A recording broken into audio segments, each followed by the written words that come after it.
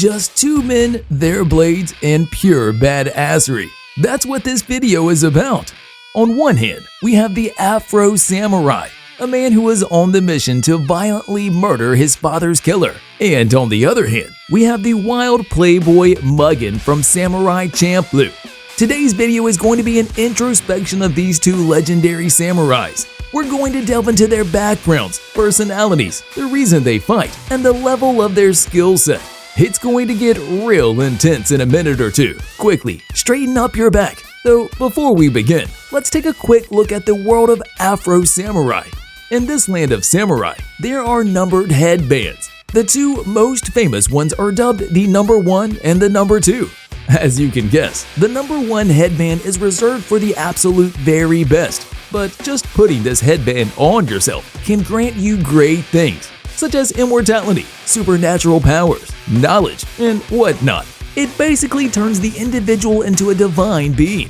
If you have the number 1 headband, you're basically invincible, but not completely invincible, because you can still be challenged by the bearer of the number 2 headband. Though unlike the number 1 headband, if you have the number 2, you're in deep danger all the time. It's cursed in the sense that if you have this headband, everyone is after you. Seriously, the only plus point to having the number 2 headband is the opportunity to challenge the number 1. That's it. Alright, now that we've cleared the context, let's talk about Afro's background. His father was the number 1, and the number 2 holder named Justice not only challenged his father, he also won. He won and then proceeded to behead Afro's father right in front of his eyes. Justice walked away with the number 1 headband after telling Afro that he is welcome to challenge him whenever, as long as he's prepared to fight a god. That day, he picked up his father's decapitated head and also the number 2 headband. He was overwhelmed with all sorts of emotions, but then the bandits beat him up and stole the headband.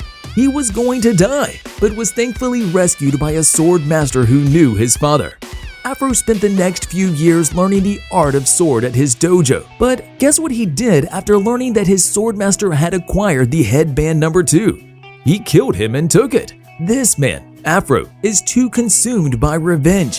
His swordmaster tried to tell him all about the harshness of being number 2, but the flashbacks he got of his father's death were stronger. He needed the headband to challenge and kill Justice. That's why he had to kill his swordmaster. Then, with the headband, Afro finally begins his long-awaited quest to kill the man who took his father's life. Yes, he's going to get challenged by others who want the headband, but he doesn't care. He is ruthless. The innocent little boy was turned into a cold-blooded monster on the day his father died. This is more or less Afro's background. Next, let's talk about Mugen. He was born in a lawless and poor land on one of the 𝐦𝐤𝐤𝐿 Islands. He always hated those with authority, mostly because for as long as he can remember, he had to resort to a life of crime to make ends meet. He committed a lot of atrocities together with a guy named Mikuru and his stepsister Koza. Well, he eventually got captured and was going to get executed, but the man managed to escape by jumping off the cliff. Mikuru is an absolute scumbag of a human, by the way.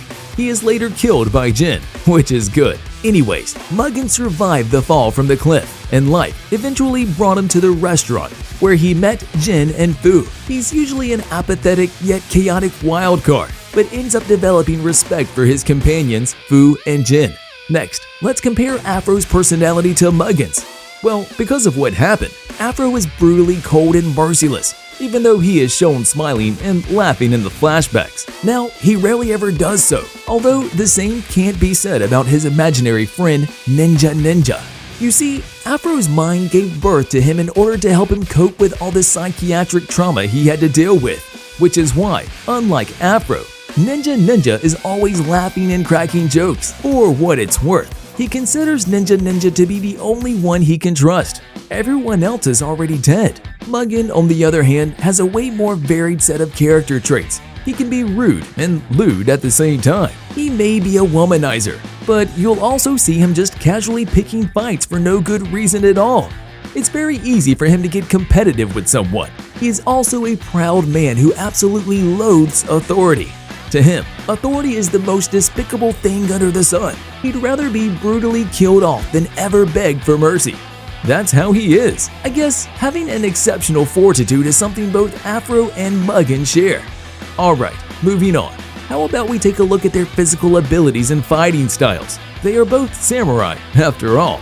As a ruthless killer who doesn't even blink while taking a life, Afro's deadly skills cannot be understated. He is a master swordsman, fully capable of deflecting petty things like crossbow bolts, and can even destroy bullets with his pinpoint sword fighting. He has mastered the art of swords so much so that the man is capable of using his subconscious mind to just suddenly come up with new moves and techniques right in the middle of a battle. This was taught to him by his sword master, whom, of course, he killed with his own hands. Usually, most of his fights don't require anything other than his sword, but every once in a while, there is a strong opponent. In those cases, he uses hand-to-hand combat in addition to his sword to take on the enemy with a more varied arsenal of attacks. It's hard to say if it's willpower or not, but Afro has shown us that he can even come back from supposed death.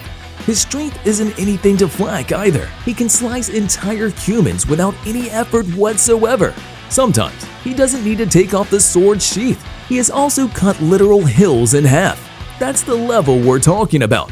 Of course, his speed and agility stats are also blown out of proportion. His speed and reaction time are such that he was able to slice an RPG missile in two. Avoiding and dodging bullets is like a dance to him. Then there is his weapon, a sword. His father's sword, actually.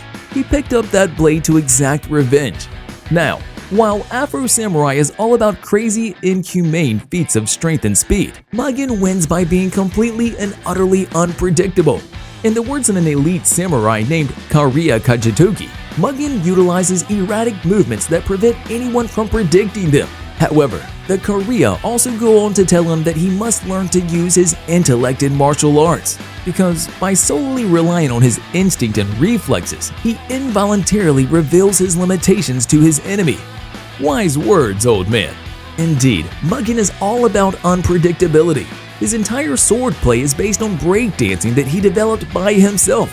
He incorporated everything he learned from his battles and came up with his own unique answer on how to fight strong opponents. Oftentimes, he goes in completely impromptu, which makes him hard to predict not only for his opponents, but also for himself. His sword is rather uncanny too.